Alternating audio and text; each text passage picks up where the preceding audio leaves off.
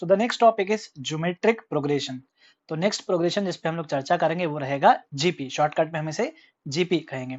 तो जैसे एपी क्या था, एपी का बेसिक डेफिनेशन था दो कंसेक्यूटिव, कोई भी दो कंसेक्यूटिव टर्म्स का जो डिफरेंस है वो कांस्टेंट होना चाहिए। और जीपी में जो होता है, मतलब जो खेल एपी में माइनस में चलता था वही यहाँ डिवाइड में चलता है। सो जीपी का डेफिनेशन है, if the ratio between every two consecutive terms taken in order, taken in order मतलब आगे वाला और पीछे वाला का रेशियो लेंगे अपन, remain same for a sequence, then it is said to be a geometric progression, और इसको हम लोग शॉर्टकट में जीपी कहते हैं। तो ज्योमेट्रिक प्रोग्रेशन का बेसिक मतलब होता है कोई भी दो कंसेक्यूटिव टर्म्स का डिफरेंस नहीं, रेशियो कांस्टेंट होना चाहिए। तो फॉर एग्जांपल जैसे हमने चैप्टर के स्टार्टिंग में से सीरीज देखी थी 1 2 4 8 16, this is an example of GP. क्यों?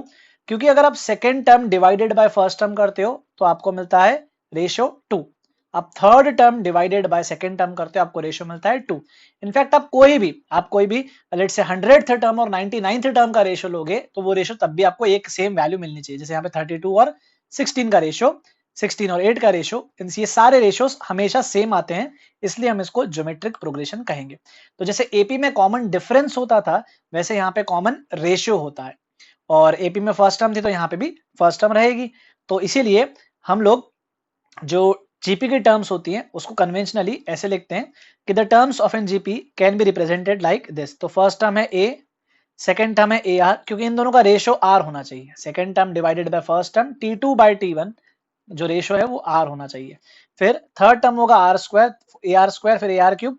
अच्छा आप लोग ये भी कह सकते हैं, तो सर हम ये बोल सकते हैं क्या कि किसी भी टर्म में जैसे एपी में हम डी ऐड करके अगला टर्म जनरेट करते थे, तो उसी तरीके से हम जीपी में कोई भी टर्म है उसमें आर मल्टीप्लाई करेंगे तो हमको नेक्स्ट टर्म मिलेगा। तो बिल्कुल करेक्ट है, क्योंकि अगर हमको डेफिनेशन के हिसाब से देखना है तो हमें रेशियो चाहिए आर।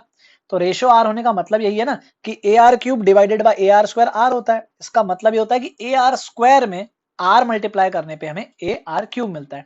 और इसी तरीके से अब फर्स्ट फॉर्मूला इन जीबी, जैसे एपी के nth टर्म का क्या फॉर्मूला था, a plus N minus one into D, वैसे ही जीपी के nth टर्म का फॉर्मूला है a इंटू आर की पावर n माइनस वन, जहां पे n आपका 1 से स्टार्ट होगा, n की वैल्यू 1 2 3 ऐसे चलते जाएगी। तो इस फॉर्मूले में अगर आप n की वैल्यू 1 डालते हो you will get your first term that is a, n की वैल्यू 2 डालने पे आपको मिलेगा second term that is A R, third term डालने पे आपको n की वैल्यू 3 डालने पे आपको मिलेगा A R square, and so on, ये कहानी चलते जाएगी।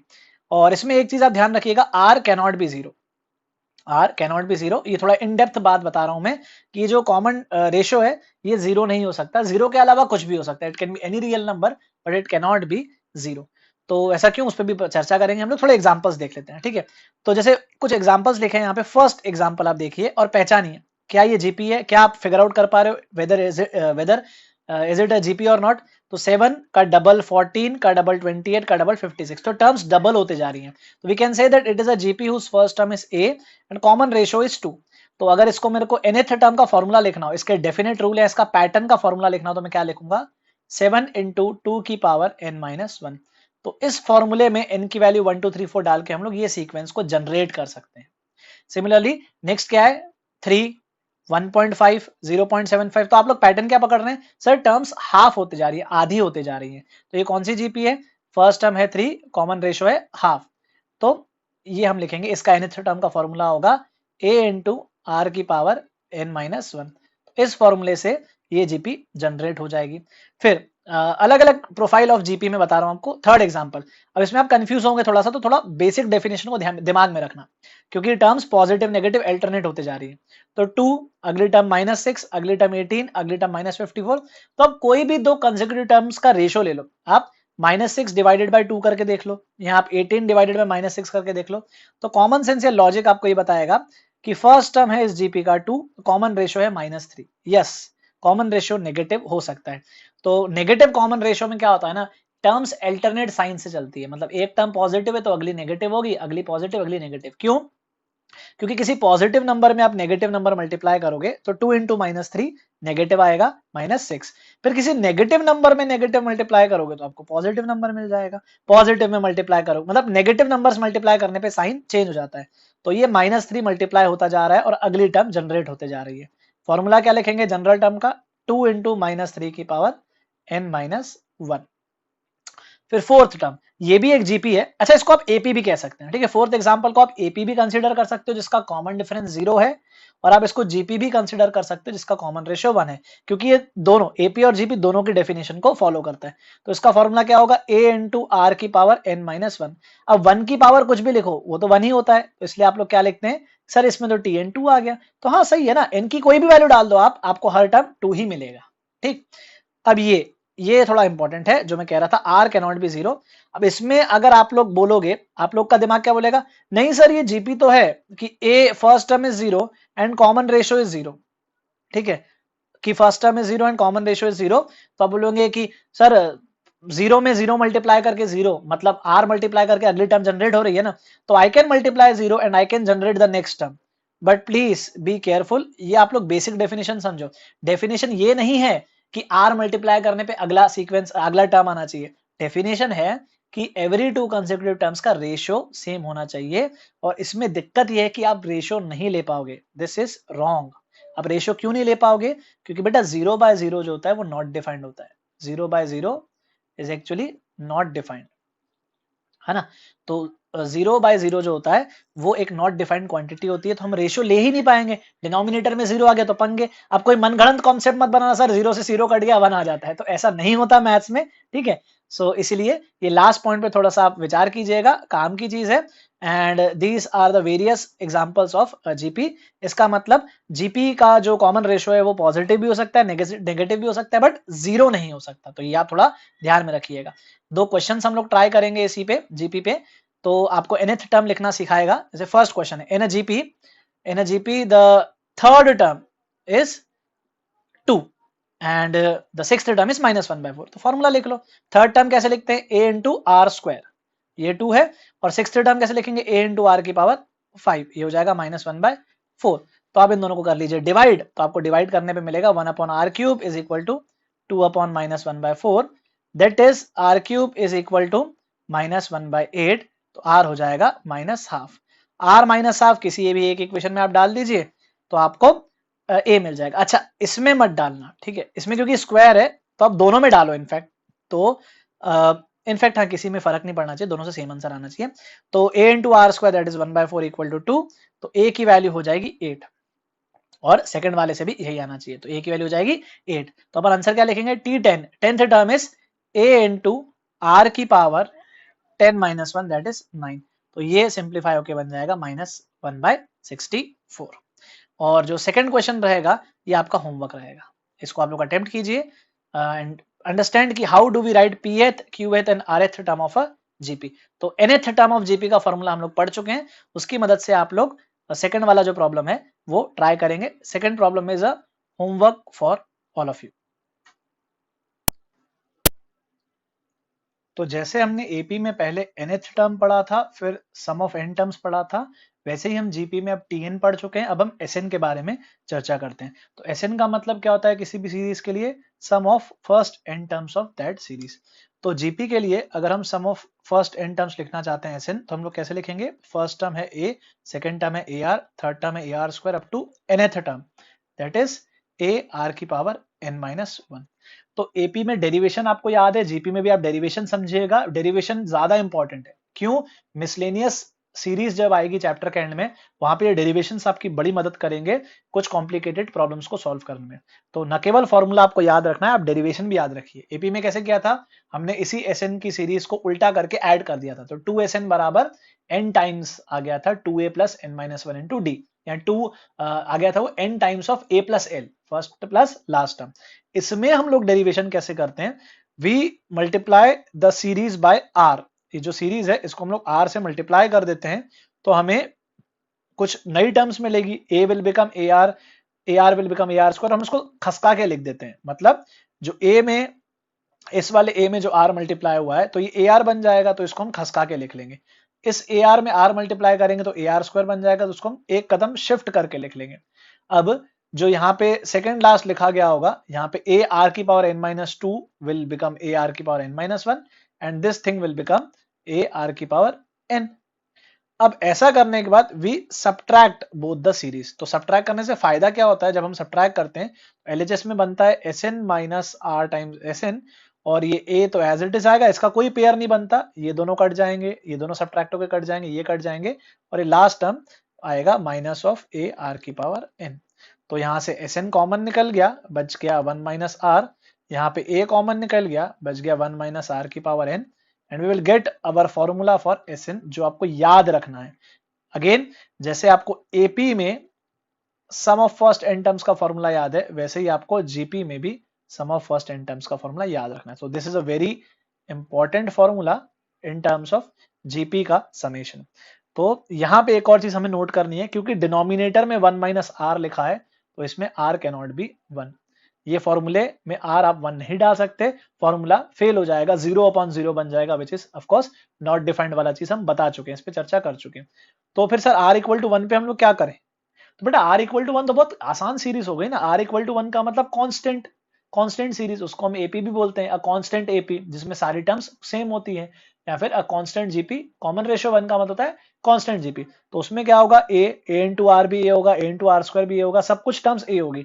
तो आप a को अगर n टाइम्स ऐड करोगे तो आपको क्या मिलेगा? लॉजिकली आपको आंसर मिल जाएगा n टाइम्स ऑफ a।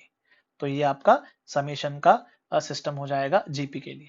अब इसमें एक और स्पेशल टाइप के प्रॉब्लम्स बनते हैं जिसको हम बोलते हैं इनफाइनाइट जीपी का कॉन्सेप्ट। ठीक है, तो इनफाइनाइट जीपी का कॉन्सेप्ट क्या है आप ये समझिए पहले। तो इनफाइनाइट जीपी का कॉन्सेप्ट सिर्फ और सिर्फ तभी लगता है अगर मॉड आर लेस देन 1 होता है। क्या होता है मॉड आर लेस देन 1 का मतलब होता है only for those R which are belonging to the interval -1 से 1। जो -1 से 1 के बीच वाले आर होते हैं उनके लिए इनफाइनाइट सीरीज का कॉन्सेप्ट आता है। क्यों? क्योंकि आप लोग थोड़ा समझिए, हालांकि 12th में आप लोग डिटेल में पढ़ोगे, बट ये चीज आप फील कर सकते हो। ये सिंबल्स का मीनिंग समझिएगा, इस सिंबल्स का मतलब होता है n टेंडिंग टू इन्फिनिटी। जब n इनफाइनाइट को टेंड करता है, मतलब n नंबर ऑफ टर्म्स जो है बहुत ज्यादा हो जाते हैं, तो r की पावर n जो है, r की पावर n जीरो को अप्रोच करने लगता है, टेंडिंग टू जीरो होता है। पर कब? Only if mod r is less than 1। For example suppose अगर r की वैल्यू हाफ है, तो आप देखिए अगर आप हाफ की पावर n को एनालाइज करोगे तो n का, जब आप n का वैल्यू 1 लोगे तो आपको हाफ मिलेगा, जब आप n का वैल्यू 2 लोगे तो आपको 1/4 मिलेगा, n की वैल्यू 3 लोगे तो आपको 1/8 मिलेगा। नंबर्स छोटे होते जा रहे हैं, isn't it? 1 पे 0.5 था, फिर 0.25 हुआ, फिर 0.125 हुआ। सोचो n की वैल्यू 10 करोड़, 10 अरब, 10 खरब, तो n बहुत बड़ा होने से ये जो नंबर है ये जीरो को अप्रोच करने लगता है एज n अप्रोचेस इनफाइनाइट। तो half power n will approach to zero as n tending to infinity. तो जो 1 से छोटे, हालांकि 1 से छोटा नहीं बोलना चाहिए, मैग्नीट्यूड, हाँ, वो वाले r जिनका मैग्नीट्यूड 1 से छोटा होता है वो कन्वर्ज करते हैं एक नंबर पे। सो इसलिए हम क्या बोलते हैं -1 से 1। इनफैक्ट एग्जैक्ट 1 भी नहीं हो सकता, यहाँ क्लोज्ड नहीं है, ठीक, क्लोज भी नहीं है, ओपन इंटरवल, तो 1 भी नहीं होना चाहिए। r 1 भी नहीं हो सकता और -1 भी नहीं हो सकता। स्ट्रिक्टली इनसाइड द इंटरवल -1 से 1 वाले जो r होते हैं, उस केस में ज्योमेट्रिक सीरीज का जो सम होगा इनफाइनाइट टर्म्स तक का, उसका फॉर्मूला होता है ये। This is also an very important formula, और इसके बहुत सारे ज्योमेट्रिकल एप्लीकेशंस भी हैं, हम लोग क्वेश्चंस में देखेंगे। सो इसको आप लोग याद रखेंगे। और किया क्या है बस अपन ने बेटा, कि जो अपना ये वाला फॉर्मूला आया था, इस फॉर्मूले में हमने ये r पावर n वाली टर्म को जीरो पे अप्रोच करा दिया है। तो अपना जो ओरिजिनल फॉर्मूला क्या था, तो आप एक फॉर्मूला याद रखो, आपको दूसरा ऑटोमेटिक याद हो जाएगा। तो Sn का फॉर्मूला होता है a/1 minus are into 1 minus R power n। इसमें स्पेशल केस क्या है? इसमें स्पेशल केस है if mod r is less than 1, तो s इनफाइनाइट, जब n इनफाइनाइट को अप्रोच करेगा तो जो ये 1 माइनस आर वाली टर्म है, 1 माइनस आर पावर n, ये जीरो को अप्रोच करती है। तो ये कुछ ऐसा बन जाता है, इसलिए हम इसको बोलते हैं a/1 माइनस आर। तो इसको हम बोलेंगे सम ऑफ, इसको हम कहते हैं sum of infinite terms of a GP. But this concept is only valid if the common ratio का मैग्नीट्यूड इज लेस देन 1। और इसी के साथ हम लोग कुछ इंपॉर्टेंट पॉइंट्स पे बात करते हैं जिसको आपको याद रखना है। जैसे हमने प्रॉपर्टीज ऑफ एपी पढ़ा था, वैसे ही आप इसको प्रॉपर्टीज ऑफ जीपी कह सकते हैं। तो first, if each term of a GP is multiplied or divided by same non-zero quantity, resulting sequence is also a GP। AP में भी ऐसा कुछ पढ़ा था, हालांकि AP में ज्यादा था। हमने AP में क्या पढ़ा था? कांस्टेंट ऐड करो, सब्ट्रैक्ट करो, मल्टीप्लाई करो, डिवाइड करो, रिजल्ट AP ही रहता है। यहाँ पे आप ऐड सब्ट्रैक्ट नहीं कर सकते। सिंपल एग्जांपल से सोच लो ना, अगर मैं कांस्टेंट के ऐड करता हूं तो अब नया वाला सीक्वेंस जो है वो जीपी नहीं रहेगा। इनफैक्ट आप छोटे छोटे नंबर्स ले लो, आप लिख लो 1 2 4 8 16, एक सीधी सी जीपी है, सब में आप 100 ऐड कर लो, क्या बनेगा 101, 102, 104, 108, क्या ये जीपी है? नहीं, ये जीपी नहीं है। तो ऐड और सब्ट्रैक्ट वाली बात खत्म हो जाती है, जीपी में लागू नहीं होती। हाँ, मल्टीप्लाई डिवाइड वाली अभी भी लागू होगी। सो इफ अ कांस्टेंट के is multiplied by each term the result is still in GP. इसका फर्स्ट टर्म के ए है और कॉमन रेशियो आर ही है, कॉमन रेशियो चेंज नहीं हुआ है, सिर्फ फर्स्ट टर्म चेंज हुई है। और सिमिलरली अगर मैं के डिवाइड करता हूं तो यही के अपॉन में आएगा, the result will still be a GP. Moral of the story क्या है कि if a constant is added to each term of GP it may not be a GP. Subtracted में भी हम कुछ नहीं कह सकते, मल्टीप्लाई डिवाइडेड में गारंटी जीपी जीपी ही रहती है, चेंज नहीं होती है। This is the first point. Second point, जैसे एपी में पढ़ा था हम वैसे ही चल रहे हैं। तो जब भी एपी में क्या था, जब आपको 3 टर्म्स अज्यूम करने होते थे एपी में, तो आप लोग कैसे करते थे, बीच वाले को ए और आजू बाजू वाले को ए प्लस डी, ए माइनस डी। और ये कब करना होता था, जब सम गिवन होता था, व्हेन सम इज गिवन, आप एपी में ऐसे करते थे। सेम कॉन्सेप्ट है जीपी में। तो जीपी में क्या कॉन्सेप्ट है, कब करना है मैं वो बताता हूं। When product is given, when product of 3 terms which are in GP is given, जब आपको ये प्रोडक्ट गिवन हो ना, तब आप ऐसे अज्यूम करना। कैसे, सेंटर वाले को ए लेना और अगले वाले को ए आर लेना और इसको ए बाय आर लेना। देखो है तो अभी भी जीपी ना, इसमें आर मल्टीप्लाई करूंगा तो ये आएगा ए में आर मल्टीप्लाई करूंगा तो ए आर आएगा। तो ऐसा करने से फायदा क्या होता है, समझो। देखो खेल यहाँ पे भी वही है, आप जब भी क्वेश्चन सॉल्व करोगे जीपी के, हम आगे करेंगे, तो उसमें भी 2 इक्वेशन 2 अननोन बनेंगे, ए और आर। बट ऐसा करने से फायदा क्या होगा, जब आप प्रोडक्ट लिखोगे, इसका प्रोडक्ट जब आप लिखोगे जो आपको गिवन रहेगा, प्रोडक्ट लिखते टाइम वो ए, ये वाला आर इसके साथ कैंसिल हो जाएगा, तो ये ए क्यूब बन जाएगा। तो जो भी दिया हुआ है प्रोडक्ट, आप सीधे इसको ए क्यूब से इक्वेट करना, ए मिल जाएगा। तो कैलकुलेशंस आसान हो जाती है, इसीलिए हम ऐसा करते हैं। और सेम वही कॉन्सेप्ट, 3 टर्म्स अज्यूम करनी है व्हेन प्रोडक्ट इज गिवन। तो मैं इसको कंक्लूड करता हूं, व्हेन प्रोडक्ट इज गिवन। तो अगर 3 टर्म अज्यूम करनी है, आप सेंट्रल को ए मानो, आजू बाजू वाले को A R, A by R. 5 terms assume करनी है तो आप एक और ए आर स्क्वायर चिपकाओ, एक और ए बार आर स्क्वायर चिपकाओ। 7 टर्म्स करनी है तो आप ऐसे करो। तो इनफैक्ट अगर आप समझदार हो तो आप लोग समझ रहे होंगे, जो खेल एपी में एडिशन में चलता है, जो खेल एपी एडिशन में खेलता है, वही खेल जीपी मल्टीप्लिकेशन में खेलता है। आई रिपीट, जो गेम एपी में एडिशन में चलता है, वही गेम जीपी में मल्टीप्लिकेशन में चलता है। और अगर आपको even number of terms assume करनी है, तो इवन नंबर ऑफ टर्म्स में अपने को सेंट्रल टर्म मिसिंग होती है। तो इसमें हम लोग बोलेंगे, अगर सेंट्रल टर्म होती तो क्या होती, ए होती। तो इसके बाद क्या लिखेंगे हम लोग, इधर ए आर, इधर ए बाय आर। तो ये 2 टर्म्स हो गई, 4 करनी है। अब देखो इसमें भी वही कैच है कि अब कॉमन रेशो आर नहीं रहा, कॉमन रेशो आर स्क्वायर है। तो मुझे अगला टर्म ए आर क्यूब अज्यूम करना पड़ेगा और यहाँ पे ए बाय आर क्यूब। अगर आपको याद हो तो हमने एपी में भी कुछ ऐसा ही किया था, ए प्लस डी, ए माइनस डी, फिर उधर से ए प्लस 3 डी, इधर से ए माइनस 3 डी। तो वहां पे कॉमन डिफरेंस 2 डी हो गया था, तो यहाँ पे कॉमन रेशो आर स्क्वायर हो गया। तो this is how you assume 4 terms in GP. अगर 6 टर्म्स अज्यूम करनी है तो फिर अगला मैं ए पावर आर पावर 5 चिपकाऊंगा, इधर ए अपॉन आर पावर 5। ऐसा कब करना है, only when the product is given. आप ये टेक्निक तब लगाओ जब प्रोडक्ट आपको पता हो। क्यों, क्योंकि जब मैं इन सबको मल्टीप्लाई करूंगा तो सारे आर आपस में कट जाएंगे, हाथ में रह जाएगा सिर्फ ए पावर 4, ए पावर 6 या जितना भी अपने को टर्म दे रखा है, तो ए आसानी से मिल जाता है। Next is Brahmastra, very important. जैसा एपी में क्या कॉन्सेप्ट है भाई, एपी में क्या कॉन्सेप्ट है, एबीसीआर इन एपी। ये सुनते ही आपके दिमाग में पहला टर्म क्या, इक्वेशन क्या आना चाहिए, एबीसीआर इन इक्वी एपी। तो आप क्या बोलते हो, 2b बराबर ए प्लस सी। वैसे ही, बिल्कुल वैसे ही एबीसीआर इन जीपी सुनते ही आपको, मतलब बिल्कुल आपको ये दिमाग में आना चाहिए कि बी स्क्वायर इक्वल टू ए सी, खत्म बात। तो एपी के लिए आपको क्या कंडीशन याद है, 2b बराबर ए प्लस सी। तो जीपी के लिए आपको बी स्क्वायर बराबर ए सी रट लेना, बिल्कुल दिमाग में फिट कर लो। कहां से आया भाई सर, सिंपल है ना। डेफिनेशन क्या है कि ए बी सी अगर जीपी में है तो जो इनका रेशो होगा बी अपॉन ए, कॉमन रेशो होगा ये आर, यही रेशो सी अपॉन बी भी होना चाहिए। तो इसको हम लोग बोलते हैं कॉमन रेशो आर, ये दोनों इक्वल होंगे।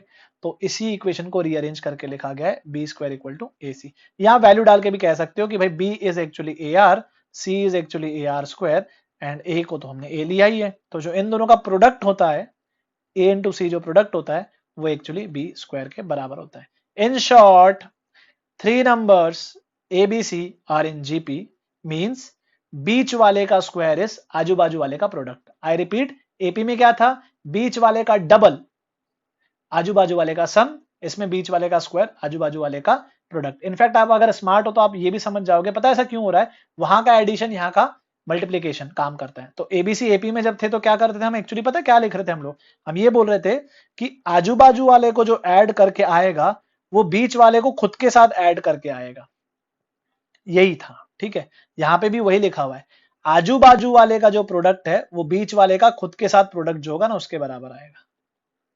मैं रिपीट कर रहा हूं, तो फर्स्ट और थर्ड टर्म आपस में ऐड होगी और सेकंड टर्म खुद से ऐड होगी, सेम नंबर आएगा एपी में। जीपी में आजू बाजू वाली टर्म आपस में प्रोडक्ट होगी, बीच वाली टर्म खुद से प्रोडक्ट होगी, सेम आएगा। एंड फाइनली फोर्थ पॉइंट जो है वो ये है कि अगर log a log b log c AP में है तो एबीसी जीपी में होंगे। क्यों? क्योंकि अगर log a log b log c AP में है तो इसकी कंडीशन क्या लिखेंगे हम, 2 times log b is equal to log a plus log c। और लॉग की प्रॉपर्टीज आपको आती है, 2 मैं अंदर ले लेता हूं और सेम बेस पे दो लॉग ऐड हो रहे हैं, बेस कुछ भी हो सकता है, सेम होना चाहिए बस, तो ये मल्टीप्लाई हो जाएंगे, तो बी स्क्वायर बराबर ए सी हो जाएगा। इन शॉर्ट इसको आप ऐसे समझिए, अगर एक जीपी है, अगर एक जीपी है तो इफ लोगैरिथम इज टेकन, मैं प्रॉपर्टी ऑफ बता रहा हूं, property connecting GP and AP, please कहीं पे लिखा नहीं है तो अच्छे से सुनो और नोट करो। Property connecting GP and AP is if logarithm is taken on each term of GP, किसी भी बेस पे, सेम बेस होना चाहिए बस। if logarithm is taken, if log is taken in each term of a gp, then the resulting sequence becomes an ap। जैसे यहाँ पे abc अगर gp में है तो log a log b log c ap में होंगे, vice versa log a log b log c अगर ap में है तो abc gp में होंगे। तो gp के टर्म्स में अगर हम log ले लेते हैं ना तो अपने को जो नया सीरीज मिलता है उस सीरीज को हम लोग ap बोलेंगे। तो this is the property connecting ap and gp। So now let us try some problems on GP। हमने GP के लिए nth term and sum of first n terms का फॉर्मूला पढ़ा है, उसी पे कुछ क्वेश्चंस हम लोग देख लेते हैं। तो first question is a simple example to illustrate the formula for both of them. तो क्या आप आइडेंटिफाई कर सकते हैं, एक जीपी है 1 2 4 8 16 अप टू n टर्म्स, तो हमें पूछा गया है इस जीपी का seventh term and first of sum of first 7 terms. सबसे पहले हम आइडेंटिफाई करेंगे इस जीपी के कैरेक्टरिस्टिक को। तो एपी के कैरेक्टरिस्टिक सिर्फ दो चीजों से सिग्निफाई होते हैं, फर्स्ट टर्म ए और कॉमन डिफरेंस डी। बिल्कुल इसी तरीके से अगर आपको जीपी स्टडी करना है तो आप उसका फर्स्ट टर्म देखो और उसका कॉमन रेशियो देखो। अब कॉमन रेशियो के लिए आप कोई भी दो कंसेक्यूटिव टर्म्स ले सकते हैं, आप second term divided by first term देख लीजिए, या आप third term by second term, कोई भी दो कंसेक्यूटिव टर्म्स का रेशियो। तो यहाँ पे अपनी जीपी का कॉमन रेशियो 2 है। यहाँ हम वाइस वर्सा ऐसे भी कह सकते हैं दूसरे शब्दों में कि किसी पर्टिकुलर टर्म में क्या मल्टीप्लाई करूं कि नेक्स्ट टर्म जनरेट हो। जीपी का खास बात क्या होती है कि आप किसी भी पर्टिकुलर टर्म में अगर आप आर मल्टीप्लाई करते हो so you get the next term of that GP. तो ये जीपी का फर्स्ट टर्म है 1, कॉमन रेशियो है 2। अब अगर हमें पूछता है सेवंथ टर्म तो हम समझ जाएंगे कि फर्स्ट टर्म ए में अगर मैं एक बार आर मल्टीप्लाई करूंगा तो सेकंड टर्म आएगा, आर स्क्वायर लिखूंगा तो थर्ड टर्म आएगा, आर क्यूब लिखूंगा तो फोर्थ टर्म आएगा। तो ऐसे ही अगर मुझे सेवंथ टर्म चाहिए तो मैं आर पावर 6 में 6 बार आर मल्टीप्लाई करूंगा तब जाके मैं सेवंथ टर्म पे पहुंचूंगा। यहाँ सिंपल फॉर्मूला होता है ए इंटू आर की power n-1। So this will become 1 into 2 power 6 that is 32। तो 2 पावर 5 32 था, 2 power 6 will be 64। Similarly S7 का फॉर्मूला हम लोग लिखेंगे सम ऑफ n टर्म्स। तो क्या होता है formula a upon 1 minus are into 1 minus R power n। मैं ऐसे याद रखता हूं तो आप भी ऐसे याद रखिए। मैं इसलिए आपको पहले बोल रहा हूं कि आप a अपॉन 1 माइनस आर बोलो क्योंकि मुझे ना इनफाइनाइट टर्म्स का अच्छे से याद है और फिर मुझे पता है उसमें कुछ एक एक्स्ट्रा फैक्टर आता है जो फाइनाइट टर्म्स के लिए होता है। तो आप जैसे याद रखना चाहें, मैं पर्सनली ऐसे याद रखता हूं a अपॉन 1 माइनस आर अगर इनफाइनाइट टर्म्स है और a upon 1 minus R multiplied by something, वो समथिंग क्या होगा 1 माइनस आर पावर n। अच्छा यहाँ पे ना n की वैल्यू इन्फिनिटी हम नहीं रख पाएंगे क्योंकि r 1 से बड़ा है, तो वो सब बातें हम लोग ऑलरेडी कर चुके हैं।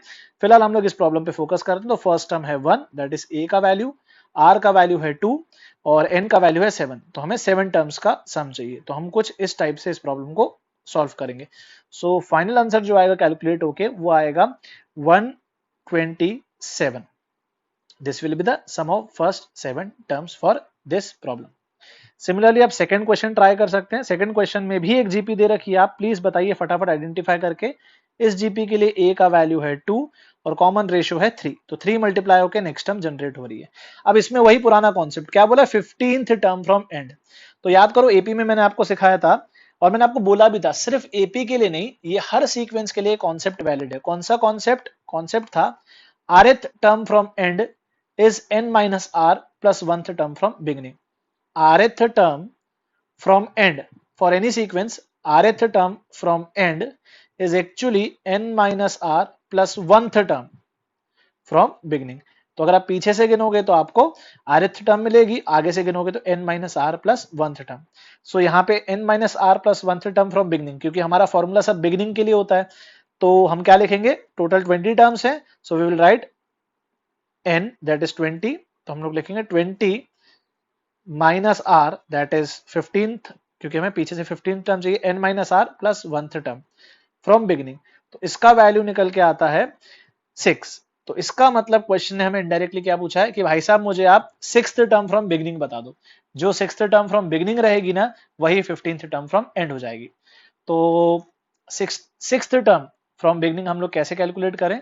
सो 6th टर्म फ्रॉम बिगिनिंग अगर कैलकुलेट करना है तो आप लोग ए और आर तो आइडेंटिफाई कर ही चुके हो, तो डायरेक्ट फॉर्मूला बेस्ड हो जाएगा। 6th term from beginning will be A into R power 5 that is 2 into 3 power 5, और ये कैलकुलेट होके कुछ बड़ा सा नंबर आता होगा, तो वो आप कैलकुलेशन फिगर आउट कर लीजिए। तो ये हो जाएगा 2 इंटू 243 दैट विल बी 486। 486 अपना आंसर रहेगा इस सेकंड प्रॉब्लम के लिए।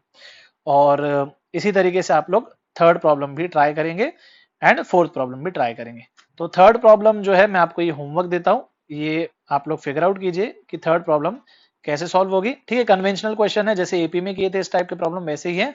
इस नोटेशन का मतलब मैं आपको पहले बता चुका हूँ एपी में, ए आई का सेट बिलोंगिंग टू जीपी का मतलब है, ये जो नोटेशंस होते हैं इस नोटेशन का मतलब ये है कि A1 A2 A3 ये जो सारे ए आईज हैं, A1 A2 A3 A4 AN, ये जीपी में है। इस नोटेशन का मतलब है ये। तो मैं क्वेश्चन डिक्टेट कर देता हूं जो होमवर्क है। थर्ड टर्म लैंग्वेज में ऐसा आएगा, third term of a GP is 8, fifth term of a GP is 162, find the second term. ठीक है, दो आंसर्स आएंगे, 6 भी हो सकता है, -6 भी हो सकता है, आप लोग फिगर आउट करना है ऐसा क्यों हो रहा है।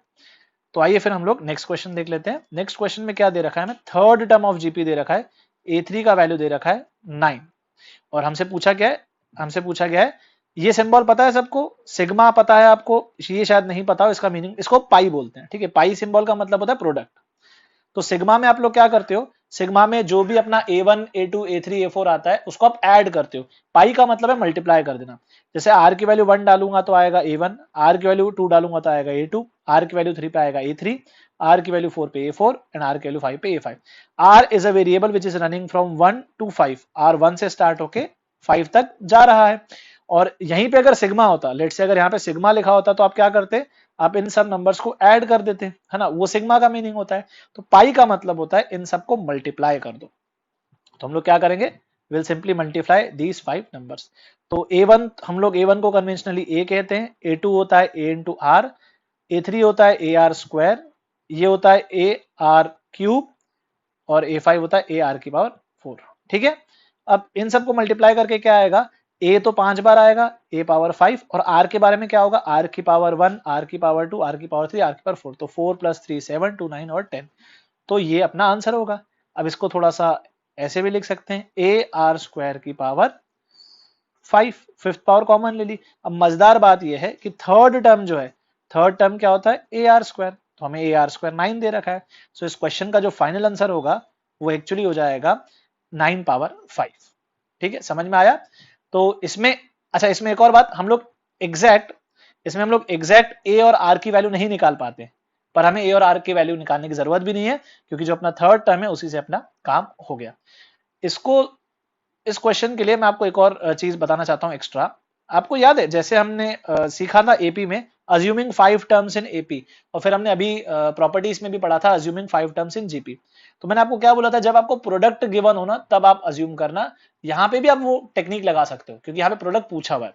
कैसे, मुझे पूछा गया है भाई A1 A2 A3 A4 और A5, मुझे पूछा गया है कि भाई इनका प्रोडक्ट बताइए। तो इन 5 नंबर का अगर आपको प्रोडक्ट पूछा है ना, तो आप लोग लगाइए कॉन्सेप्ट अपना अज्यूमिंग 5 टर्म्स इन जीपी वाला। क्या करते हैं हम लोग, when we want to assume 5 terms in GP, तो आप क्या कीजिए, जो सेंट्रल वाली टर्म है उससे स्टार्ट करो। तो इसलिए सेंट्रल वाली टर्म गिवन है तो हम लिखेंगे 9।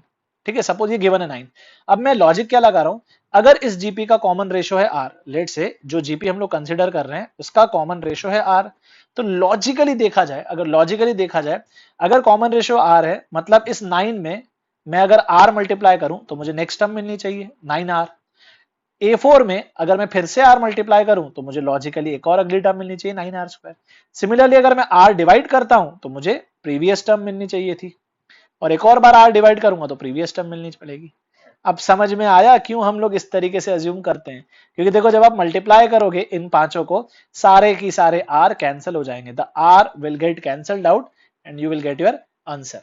तो इसीलिए हम लोग इस तरीके से इस स्टाइल में अज्यूम करते हैं। और अगर आपको फील आ रही है चीजों की तो आप लोग कनेक्ट करोगे, आप लोग कनेक्ट ऐसे करोगे कि जब एपी पढ़ते थे तो जो काम एपी में एडिशन में होता था ना, वही काम वही खेल जीपी में प्रोडक्ट में चल रहा है। So we have some problems here, हम लोग इसको एक एक करके ट्राई करते हैं। These are series problems on GP. तो ये जो सीरीज लिखी हुई है ये जीपी है और आपको इसको फिगर आउट करना है कैसे सॉल्व किया जाए। तो फर्स्ट प्रॉब्लम जो है वो straightforward formula based problem है। You have to identify the first term of the GP, तो वो है 2। कॉमन रेशो आप लोग पिक करो, कोई भी दो कंसेक्यूटिव टर्म्स का रेशो। तो मैं सेकंड और फर्स्ट टर्म का अगर रेशो लिखता हूं, second term by first term, तो वो हो जाएगा 3/2। और फिर वेरीफाई भी क्या करो कि जो ये 3/2 है, मतलब फर्स्ट टर्म में 3/2 मल्टीप्लाई करूंगा तो सेकंड टर्म आनी चाहिए, सेकंड में 3/2 मल्टीप्लाई करूंगा तो थर्ड आनी चाहिए, थर्ड में 3/2 मल्टीप्लाई करूंगा तो 4 आनी चाहिए, एंड सो ऑन। सो अपना जो S10 है, सम ऑफ फर्स्ट 10 टर्म्स जो होगा वो हो जाएगा a/1 minus r into 1 minus r की power n, where n is number of terms, तो 10 टर्म्स है। तो इसको आप सिंप्लीफाई कर लीजिएगा जो भी आंसर आता हो, and in fact you don't have to calculate 3/10, बहुत बड़ा नंबर होगा तो एक काम करते हैं हम लोग आंसर ऐसे रिपोर्ट कर लेते हैं। तो नीचे लिखा है -12, जो ऊपर आके बन जाएगा -4, और -4 का मतलब हो जाएगा, इधर ऐसा लिख लेते हैं हम लोग, अंदर -4, और -4 जब इससे मल्टीप्लाई होगा तो ये बन जाएगा +4, और इनफैक्ट ये हो जाएगा 3/10, और 4 ने काटा 2 टाइम्स तो 8।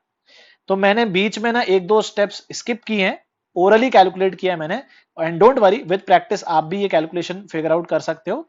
तो फाइनल आंसर आप इस तरीके से रिपोर्ट कर सकते हैं, ठीक है। तो फाइनल आंसर जो रहेगा इस क्वेश्चन का वो कुछ ऐसा रहेगा, कैलकुलेशन वाइज स्पीकिंग। तो नेक्स्ट आगे बात करते हैं हम लोग क्वेश्चन पे। अच्छा, इसमें एक और चीज, क्या आप लोग बताइए, क्या इसमें एस इन्फिनिटी का कुछ कॉन्सेप्ट बनता? इस क्वेश्चन के लिए क्या मैं एस इन्फिनिटी पूछ सकता था? Think for a while. No, मैं एस इन्फिनिटी नहीं पूछ सकता था। क्यों? क्योंकि इनफाइनाइट टर्म्स का सम तब होता है जब मॉड आर लेस देन 1 हो। यहाँ पे जो आर है ये 1.5 है, तो ये आर ग्रेटर देन 1 है, तो होगा क्या आप देख सकते हो, 2, 3, 4.5, इसको क्या बोलेंगे हम लोग, 6.75। तो टर्म्स बड़ी होते जा रही हैं, तो जैसे टर्म्स बड़ी होते जाएंगे एड अप होके और जो सम है वो ब्लास्ट हो जाएगा, यहाँ बहुत बड़ा नंबर बन जाएगा। तो इनफाइनाइट टर्म्स का सम एक्चुअली इनफाइनाइट को जाएगा, तो हम लोग उसको डज नॉट एग्जिस्ट बोलेंगे।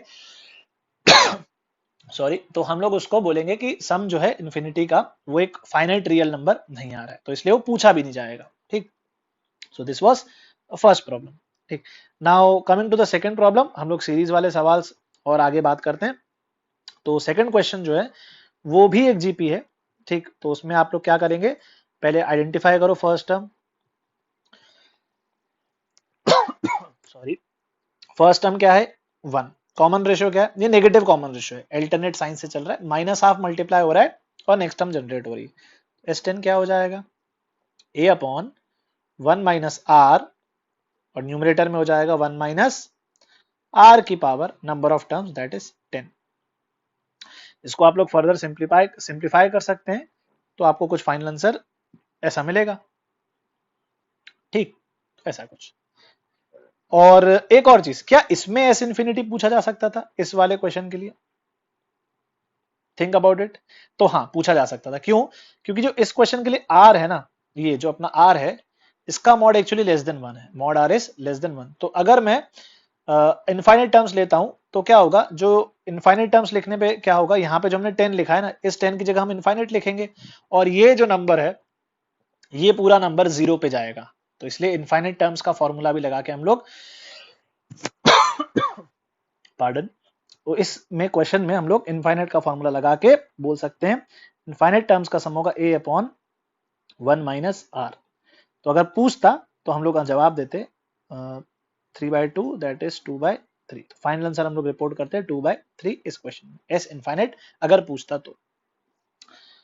फिर थर्ड क्वेश्चन देख लेते हैं। थर्ड क्वेश्चन में क्या है, थर्ड क्वेश्चन में अब दिखने में थोड़ा डरावना हो सकता है पर बड़ा प्यारा प्रॉब्लम है, ठीक।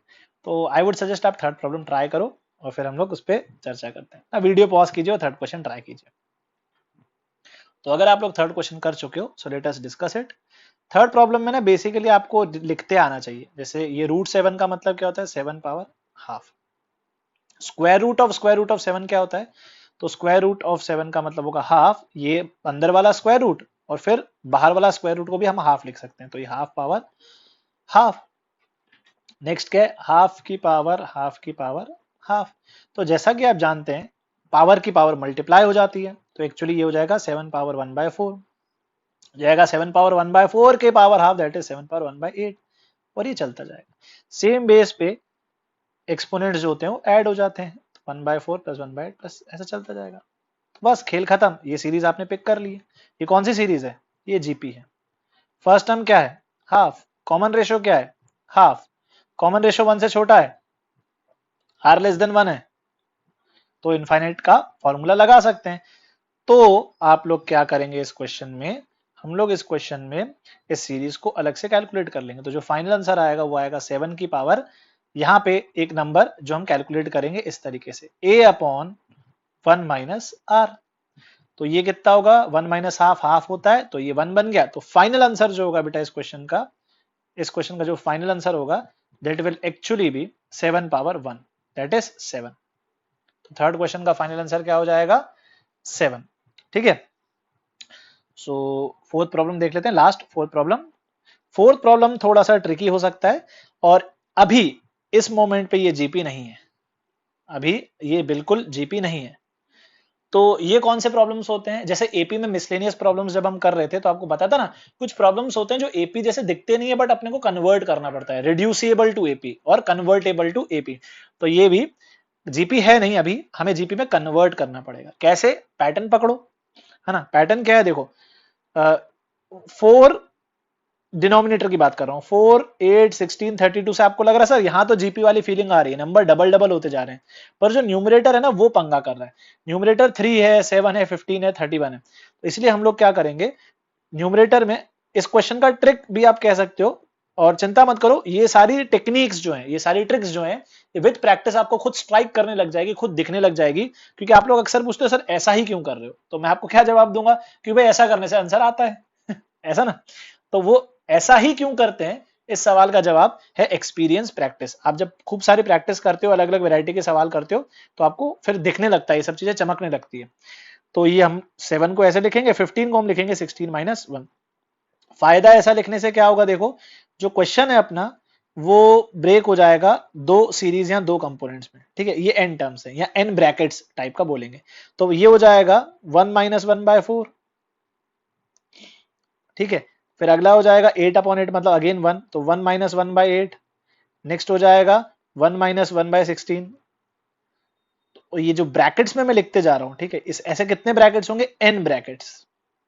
अब मजेदार बात देखो, इन सारे एन ब्रैकेट्स का जो पहला टर्म है वो तो 1 ही है, तो जो सारे 1 है, जो अपने सारे 1 है एन ब्रैकेट्स के, ये 1 प्लस 1 प्लस 1, तो एन ब्रैकेट्स में 1 प्लस 1 प्लस 1 अलग से आप ऐड कर पाओगे, तो ये वैल्यू हो जाएगी एन। तो बेसिकली हमने ओरिजिनल क्वेश्चन को दो सीरीज में ब्रेक कर लिया, तो एक ये वाली है और सेकेंड टर्म में से -1/4, -1/8, -1/16 इन सब में से माइनस कॉमन निकाल लिया, तो ये 1/4, 1/8, 1/16, 1/32 ऐसे n टर्म्स होंगी। तो ये हो जाएगा 1 प्लस 1 प्लस 1 n बार है, तो ये n, और बाकी आप जीपी से निकाल लोगे। तो a upon 1 minus are into 1 minus are की power n that is number of terms. तो ये अपना फाइनल आंसर हो जाएगा। इसको आप थोड़ा सिंप्लीफाई करके भी रिपोर्ट कर सकते हैं, but this is what will be the final answer for this question. ठीक है, तो कौन सा क्वेश्चन था ये, अपना फोर्थ क्वेश्चन। तो ये जो फोर्थ क्वेश्चन है, ये जो फोर्थ क्वेश्चन है, ये इन टाइप के प्रॉब्लम्स होते हैं जो कि ओरिजिनली तो जीपी में नहीं थे, बट यूजिंग सम मैनिपुलेशन हमने हाथ पैर मार के थोड़ा सा मैनिपुलेट करके उसको कन्वर्ट कर लिया है जीपी में। सो कन्वर्टेबल टू जीपी या रिड्यूसिबल टू जीपी वाले प्रॉब्लम कुछ इस टाइप से दिखते हैं। सो अगला जो ज्योमेट्रिकल प्रॉब्लम है वो कुछ इस तरीके से दिखता है, मैं आपको एक्सप्लेन कर देता हूँ क्या है।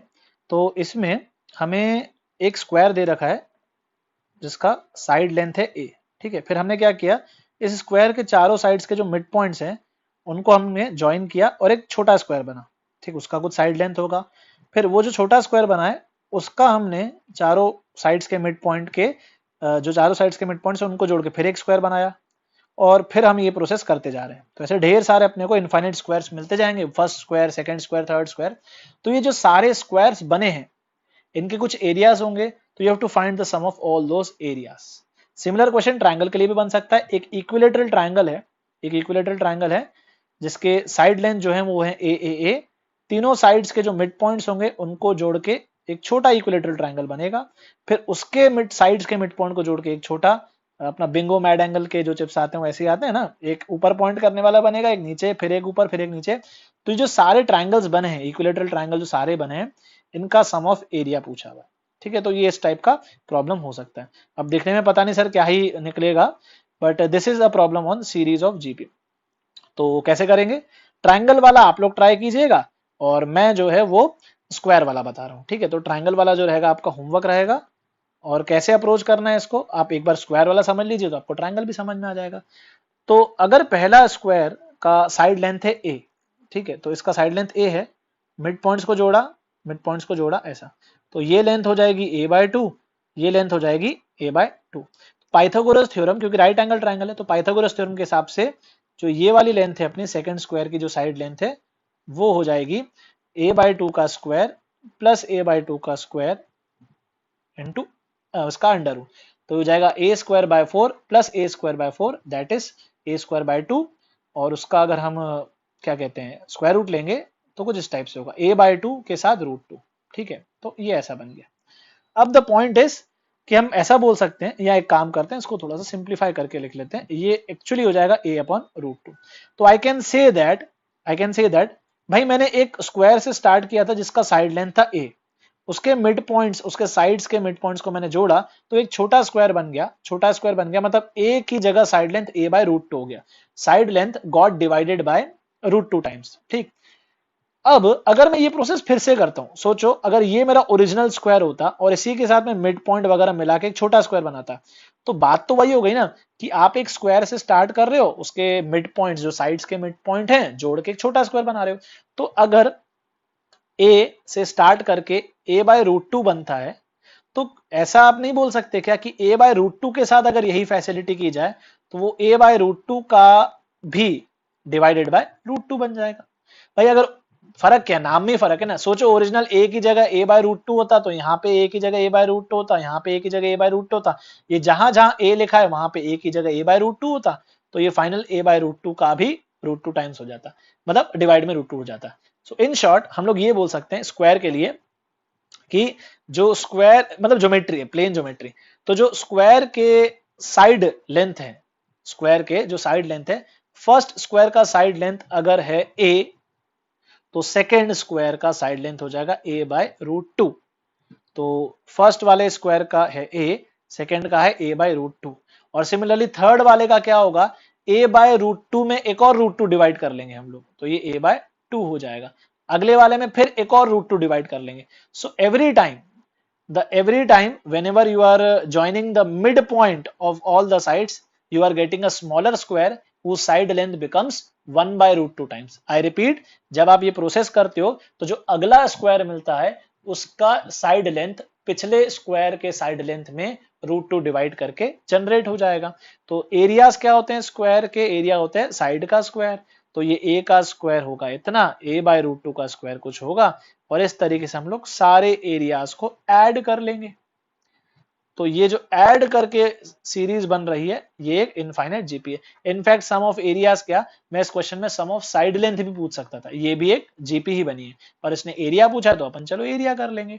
तो ए स्क्वायर कॉमन निकाल लेता हूं, तो ये हो जाएगा 1 plus half plus 1 by 4 plus 1 by 8 and so on. तो आप लोग जीपी का फॉर्मूला लगा के कहेंगे सर ये होता है ए अपॉन 1 माइनस आर। तो फाइनल आंसर जो रहेगा फर्स्ट क्वेश्चन का वो हो जाएगा 2a स्क्वायर। फर्स्ट क्वेश्चन का फाइनल आंसर 2a स्क्वायर हो जाएगा। सिमिलरली आप यही ज्योमेट्री को इसी ज्योमेट्री को आप लोग ट्रायंगल के लिए फिगर आउट करने की कोशिश करना और इस सेकंड प्रॉब्लम में आप लोग ट्राई कीजिएगा। Second problem is homework. फिर नेक्स्ट प्रॉब्लम पे बात करते हैं। इनफैक्ट ये सब इजी प्रॉब्लम्स हैं। अच्छा, इसमें एक चीज मुझे लेनी थी, इसको भी हम लोग होमवर्क ही रखते हैं, कंप्लीट आप लोग करेंगे, ठीक है। सो प्रॉब्लम्स दोनों होमवर्क रहेंगे, बस मैं आपको अप्रोच बता देता हूँ, ठीक। तो अप्रोच क्या है हम लोग देख लेते हैं। जैसे ये ए पार्ट है, इसमें दिया the sum of first 3 consecutive terms of a GP is 19 and their product is 216। तो आप लोग कैसे लिखोगे, आप लोग लिखेंगे सर फर्स्ट जो 3 टर्म्स है वो जाएंगी ए आर स्क्वायर, ये दे रखा है 19, और अगला हो जाएगा ए आर और ए आर स्क्वायर, ये हो जाएगा 216। दो इक्वेशन दो अननोन, हम लोग वैल्यूज निकाल लेंगे, है ना। आपको सॉल्व करना आता है तो दो इक्वेशन दो अननोन की मदद से आप लोग ये सॉल्व कर लीजिएगा। नाउ द रियल फंडा हियर, अब मैं आपको क्या बोलूंगा पता है, ऐसा मत करो, ऐसा सॉल्व मत करो। क्यों? सुनो और सोचो। एक चीज बताई थी मैंने आपको, एक प्रॉपर्टी बताई थी कि जब भी आपको 3 नंबर्स या 4 नंबर्स या 5 नंबर्स जीपी में अज्यूम करने हो तो कैसे करते हैं और कब करते हैं, ये बात भी। प्रोडक्ट इज गिवन बेटा, आपने देखा प्रोडक्ट दे रखा है, तो अगर प्रोडक्ट दे रखा है ना तो आप लोग 3 टर्म्स को ए आर और ए आर स्क्वायर अज्यूम मत कीजिए। आप लोग क्या करो, देखो आप लोग ये करो, आप लोग जो मिडिल टर्म दे रखी है ना उसको आप कह दो ए।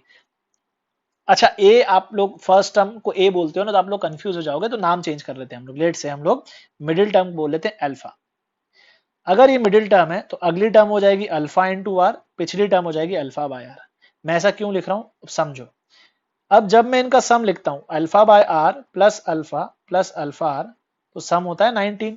बट मजेदार बात सोचो, प्रोडक्ट में क्या होता होगा, alpha by r into alpha r. तो जब प्रोडक्ट में लिखूंगा ना तो ये आर कट जाएगा, अल्फा क्यूब आएगा 216, मुझे डायरेक्टली अल्फा की वैल्यू मिल जाएगी। तो बात अभी भी वही है, देखो मैंने जो इक्वेशन बनाई है उसमें भी दो इक्वेशन दो अननोन है, दो अननोन कौन से, अल्फा और आर। पर इस पर्टिकुलर वे में जाने से फायदा क्या हो रहा है, आपको सीधे बीच वाली टर्म मिल जा रही है। तो आप क्या बोलेंगे, सर इसका मतलब जीपी की जो बीच वाली टर्म है सेकंड टर्म है 6, अगली है 6 आर और ये है 6 अपॉन आर। अब आप लोग इसका सम लिख लो, है ना। तो इसका सम जो होगा मतलब आप अल्फा की जगह यहाँ पे 6 कर लीजिए, अल्फा की जगह 6 कर लीजिए, अल्फा की जगह 6 कर लीजिए। इसको आप लोग कर लो solve, solve this for the value of r, solve for r. तो आपको क्वाड्रेटिक बनेगी, एक क्वाड्रेटिक बनेगी, और मैं आपको आंसर भी बता देता हूं। आपको एक आर की वैल्यू मिलेगी 3/2 और एक आर की वैल्यू मिलेगी 2/3, और इसके लिए आप लोग एस एन लिखिएगा। आज जब आप एस एन लिखते हो तो एस एन का फॉर्मूला क्या है, एस एन का फॉर्मूला है ए अपॉन 1 - आर की पावर एन। अब यहाँ पे ए क्या होता है, ए होता है फर्स्ट टर्म, ठीक है, ये है फर्स्ट टर्म। तो इसको 6 मत ले लेना गलती से, दिस इज नॉट 6, ये 6 अपॉन आर है, तो ये 6 अपॉन आर है। तो 2 आर की वैल्यू आई है ना तो 2 आंसर आएंगे। और एस इनफाइनाइट पे बात की गई है, तो जो 2/3 है, 2/3 वाला जो पार्ट है उसके लिए इनफाइनाइट टर्म्स का सम एग्जिस्ट कर जाएगा, पर जो 3/2 वाला पार्ट है उसके लिए इनफाइनाइट टर्म्स का सम एग्जिस्ट नहीं करेगा, ठीक है। तो कंप्लीट आप लोग करना, ठीक है। मैंने आपको एक स्टार्ट दे दिया है, एक ओवरव्यू दे दिया है मैंने इस क्वेश्चन को सॉल्व करने के लिए। सो ए पार्ट आप लोग सॉल्व करेंगे खुद से, फाइनल आंसर्स आपके पास ऑलरेडी वेरीफाई करने के लिए दिए हुए। बी पार्ट में अब आप लोग बोलोगे कि सर हम लोग सीख गए कॉन्सेप्ट, एक काम करते हैं इसको अल्फा बोल देते हैं, इसको अल्फा आर बोल देते हैं, इसको अल्फा अपॉन आर बोल देते हैं, हमें कॉन्सेप्ट आ गया, हम तो फटाफट ऐसे सॉल्व करेंगे। तो बेटा ठहरो एक मिनट, क्या इसमें प्रोडक्ट के बारे में कोई चर्चा की गई है? क्या जो 3 टर्म्स जीपी में हैं उसके प्रोडक्ट ऑफ टर्म्स के बारे में पूछा गया है? नहीं। गिवन है? नहीं। तो क्यों कर रहे हो जबरदस्ती? ये टेक्निक आप सिर्फ तभी लगाना जब प्रोडक्ट दिया हो या प्रोडक्ट पूछा हुआ हो। तो आई थिंक हमने एक क्वेश्चन ऊपर किया था जिसमें प्रोडक्ट पूछा हुआ था, जिसमें आंसर 9 पावर 5 आया था। क्या होता है प्रोडक्ट में ना, ये आर से आर कट जाता तो बड़े फायदे होते हैं, अभी प्रोडक्ट पे है ही नहीं तो कोई फायदा ही नहीं होगा। तो आप लोग इस प्रॉब्लम को कन्वेंशनली सॉल्व करना। कैसे कन्वेंशनली सॉल्व करोगे, ये होमवर्क है आपका, कंप्लीट करेंगे। वही कि फर्स्ट टर्म ए होता है, सेकंड टर्म ए आर होता है, third term A R square होता है। ये 13 दे रखा है, और स्क्वायर्स मतलब है a square plus a square r square plus a square r की पावर 4, ये हो जाएगा 91। तो इसको आप ऐसे सॉल्व कर लेंगे। सो अच्छा, एक और चीज नोट कीजिएगा, ठीक है, और आप प्रूफ भी करना। इस क्वेश्चन को सॉल्व करने के लिए आपको ये रिजल्ट पता होना चाहिए, ये रिजल्ट आएगा, यूज आएगा। सो रिजल्ट ये है बेटा कि एक आइडेंटिटी मैं आपको बताना चाहता हूं, r power 4 plus r square plus 1। आप याद भी रखना और प्रूफ भी करना इसको। ये जो बाय क्वाड्रेटिक होती है ये दो क्वाड्रेटिक से मिलके बनती है, r square plus r plus one, r square minus are plus one. ये आइडेंटिटी यूज होगी इस क्वेश्चन में। Please note and remember this identity. आप लोग प्रूव करने की कोशिश करना, आरएचएस में जो दो क्वाड्रेटिक दे रखी है ना, इन दोनों ब्रैकेट्स को आप लोग मल्टीप्लाई करो, इन दोनों ब्रैकेट्स को आप करना मल्टीप्लाई, और देखना ये निकल के आ रहा है कि नहीं। और आप बोलोगे सर ये तो फिर आसान ही है, बता क्यों रहे हो अलग से? देखो भैया, आरएचएस से एलएचएस में आना बड़ा आसान है। अगर मैं आपको दो ब्रैकेट्स दो क्वाड्रेटिक देता हूं, आप मल्टीप्लाई करके उसको 4 डिग्री का तो बराबर प्रूफ कर लोगे। एलएचएस से आरएचएस में प्रूफ करने में नानी याद आ जाएगी। ठीक है, तो एलएचएस से आरएचएस एक्चुअली फैक्टराइजेशन है, तो ये फैक्टर्स दिखते नहीं है, ये बड़े इंपॉर्टेंट फैक्टर्स हैं, और प्लीज आप इसको याद रखिएगा, क्योंकि क्योंकि उसका एक रीजन है, मैं बता रहा हूं आपको। ये जो क्वाड्रेट, ये जो बाय क्वाड्रेटिक है, ये जो अपना 4 डिग्री का पॉलिनोमियल है ना, न केवल ये अरिथमेटिक प्रोग्रेशन, मतलब ये अपना सीक्वेंस सीरीज प्रोग्रेशन चैप्टर में भी आता है, क्वाड्रेटिक के भी बड़े प्यारे प्यारे सवाल बनते हैं इस पे। और 12th में हम लोग लिमिट्स चैप्टर पढ़ेंगे, तो लिमिट्स चैप्टर के भी कुछ सवालों में ये आएगा, और 12th में ही हम लोग फंक्शंस चैप्टर पढ़ेंगे, उसमें भी ये आइडेंटिटी, मतलब बेसिकली ना ये जो अपना आइडेंटिटी है, ये जो फॉर्मूला है यहाँ जिसको आप आइडेंटिटी बोलते हैं, ये बड़ा काम का चीज है और आपको याद रखना है। तो you must remember this factorization, कि ये 4 डिग्री का पॉलिनोमियल इन दो क्वाड्रेटिक फैक्टर से मिलके बना है। Okay, so continuing our discussion on problems of GP, तो हम लोग और सीरीज वाले प्रॉब्लम्स देख लेते हैं। तो ये वाला जो प्रॉब्लम है, इसको आप लोग ट्राई कीजिएगा, ये छोटा सा होमवर्क रहेगा आपके लिए। और सिंपल सा कॉन्सेप्ट है कि mod A less than one, mod be less than one है, तो आप लोग इनफाइनाइट जीपी का फॉर्मूला लगा सकते हैं। मैं एक स्टार्ट देता हूं आपको। फर्स्ट टर्म है वन, कॉमन रेशो ए है, तो ये हो जाएगा ए अपॉन, मतलब जो अपना स्टैंडर्ड फॉर्मूला होता है इनफाइनाइट जीपी का। और सिमिलरली जो वाई होगा वो जाएगा one upon one minus b. और ये जो सीरीज है, ये भी एक इनफाइनाइट जीपी है, जिसका फर्स्ट टर्म और कॉमन रेशो आपको दिख रहा होगा, तो इसको हम लिख सकते हैं one upon one minus a b. तो आप इन वैल्यूज की मदद से यहां से आप x और y की वैल्यू को कनेक्ट करेंगे, and you will try to prove that this given series is actually equal to xy upon x plus y minus one. Calculation मैं आपके ऊपर छोड़ता हूं, बस मैंने आपको कॉन्सेप्ट बता दिया है। कॉन्सेप्ट सिंपल सा ये है कि x और y को हम लोग इनफाइनाइट जीपी की मदद से a और b की टर्म्स में एक्सप्रेस कर सकते हैं।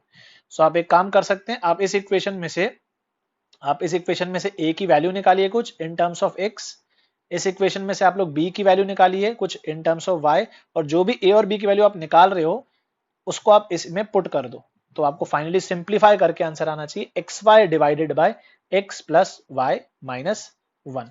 तो ये हो जाएगा अपना ये वाला प्रॉब्लम। होमवर्क है, ठीक है, कंप्लीट आप लोग करेंगे।